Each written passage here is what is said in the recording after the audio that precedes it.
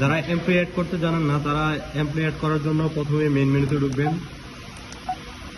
Main মেনুতে ঢোকার পরে ফার্স্ট আছে ইউজার ম্যানেজমেন্টে ঢুকবেন। আপনারা তারপরে যাবেন অল ইউজার। আমরা যখন এখান থেকে সমস্ত ডাটা দিয়ে দেব তখন আপনাদেরকে জানিয়ে দেওয়া হবে, আর তখন আপনারা অল ইউজার আসবেন।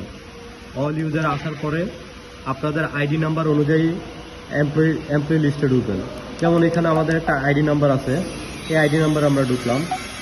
আইডি নাম্বার ঢোকার পরে এডিট অপশন আছে, এডিটে আসবো। এডিটে আসার পরে আমাদের এখানে যে ফেস আছে, ফেস নিচে দিয়ে আসতে ফেস আছে, আমরা ফেসে ক্লিক করব।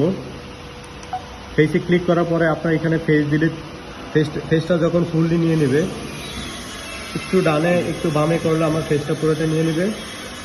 পুরোটা নেওয়ার পরে ওকে দেখাবে। তো ওকে দেখানোর পরে আমরা আপনার এই যে উপরে স্কিপ বাটন আছে, স্কিপ বাটন দেওয়ার পরে স্কিপ দিয়ে বের হয়ে আসবেন, তখনই হয়ে যাবে।